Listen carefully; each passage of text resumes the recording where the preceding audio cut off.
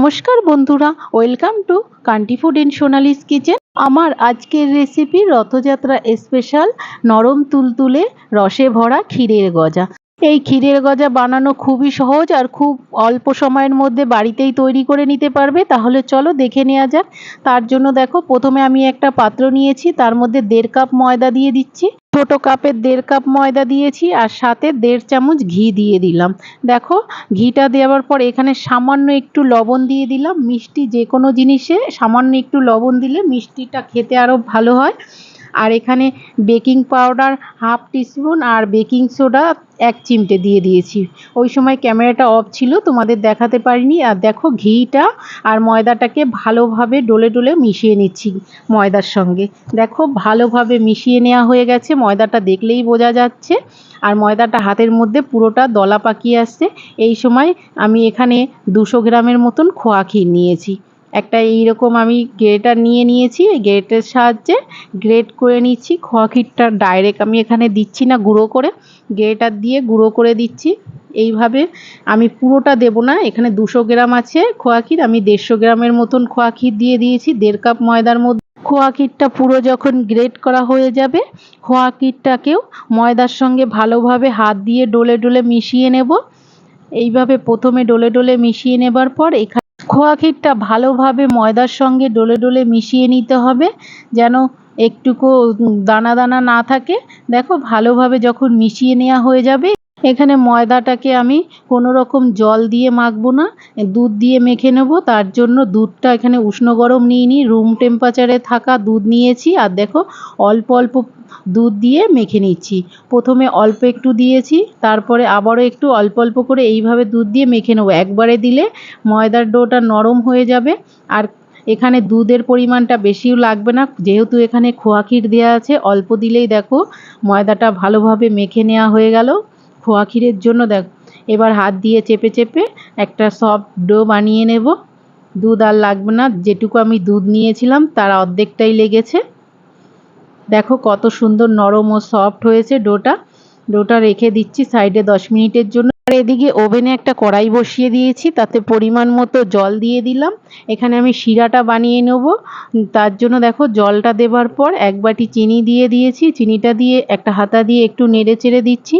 চিনিটা যখন ভালোভাবে গলে যাবার পর এখানে 2টো এলাচ আমি থেতো করে শিরার মধ্যে দিয়ে দিলাম। শিরাটা হতে লাগুক। আর এদিকে দেখো, আমি ময়দার ডোটা নিয়ে তাতে ছোট ছোট করে লেচি কেটে নিচ্ছি। এখানে আমি 6টা লেচি কেটে নিয়েছি। দেখো, সবগুলো সরিয়ে রেখে দিচ্ছি। প্রথমে একটা দিয়ে বানিয়ে তোমাদেরকে দেখাচ্ছি। প্রথমে একটা নিয়ে নিলাম, নিচে একটু গোল করে নিচ্ছি। আর এখানে ঘিয়ের ময়মটা দেওয়াতে দেখো কোনো তেল ঠেল কিছু ব্যবহার করতে হবে না। কত সুন্দর বেলা হয়ে যাচ্ছে। দেখো, প্রথমে এরকম রুটির মতন বেলে নিচ্ছি। বেলে নেবার পর এটা ভাঁজ দিয়ে যাব। পরপর এইরকমভাবে সবগুলো পাট আমি ভাঁজ দিয়ে বেলে বেলে নেব। এইরকমভাবে 6-7 বার ভাঁজ দেব আর বেলে নেব।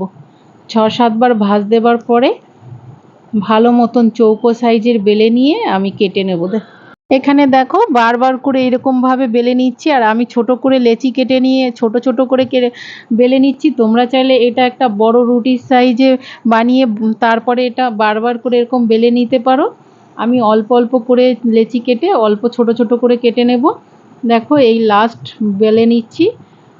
হয়ে গেল এটা বেলা। যখন হয়ে যাবে, এবার একটু মোটা মোটা করে কেটে নেব। একদম পাতলাও করব না আর খুব মোটাও বানাবো না।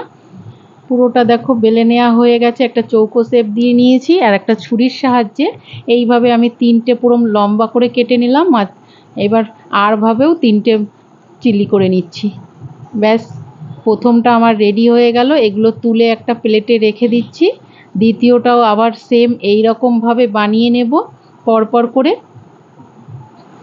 দেখো, এটা একটু লেগেছিল, ছুরিটা দিয়ে আবার একটু কেটে নিচ্ছি। সবগুলো এই একইভাবে বানিয়ে নেব। আর এদিকে ওভেনে আমি একটা কড়াই বসিয়ে দিয়েছি এগুলো। আর এখানে পরিমাণ মতো কড়াইতে তেল দিয়ে দিয়েছি গজাগুলো ভেজে নেবার জন্য। আর গ্যাসের ফ্লেমটা এই সময় আমি মিডিয়ামে রেখে দিয়েছিলাম। তেলটা যখন গরম হয়ে গেছে আর গজাগুলো যখন ছেড়েছি তখন দেখো গ্যাসের ফ্লেমটা একদম লো করে রেখে দিয়েছি। গ্যাসের ফ্লেমটা এরকম লো করে গজাগুলো ভাজতে হবে, তাহলে দেখো গজাগুলো ছাড়ার সঙ্গে সঙ্গে দেখো ফুলে উঠছে আর এরকম হালকা লালচে রং হবে। আর এইভাবে উল্টে পাল্টে একটু সময় ধরে নিয়ে গজাগুলোকে ভেজে নিতে হবে। খুন্তি দিয়ে উল্টে পাল্টে বারবার করে এরকমভাবে উল্টে পাল্টে দেবে আর একটু সময় ধরে ভাজবে, তাহলে দেখবে গজাগুলো খুব সুন্দর আর ভিতর থেকে ভালোভাবে ভাজা হয়ে যাবে। দেখো এপিট ওপিট দু পিটেরই ভালোভাবে কালার চলে এসেছে। আরও 1 মিনিটের মতন রেখে দেব আর একটু লালচে কালার করে আমি গজাগুলোকে ভেজে নেব। দেখো কতটা ফুলে উঠেছে, আমি কতটা পাতলা পাতলা বেলেছিলাম গজাগুলো। দেখো তুলে নেবার পর তেল থেকে আমি ডাইরেক্ট শিরার মধ্যে দিয়ে দিলাম। শিরাটা আমি জাল করে নেবার পর একটা পাত্রে নামিয়ে রেখে দিয়েছিলাম। গরম গরম আছে শিরাটা, ওই অবস্থায় গজাগুলো আমি দিয়ে দিয়েছি।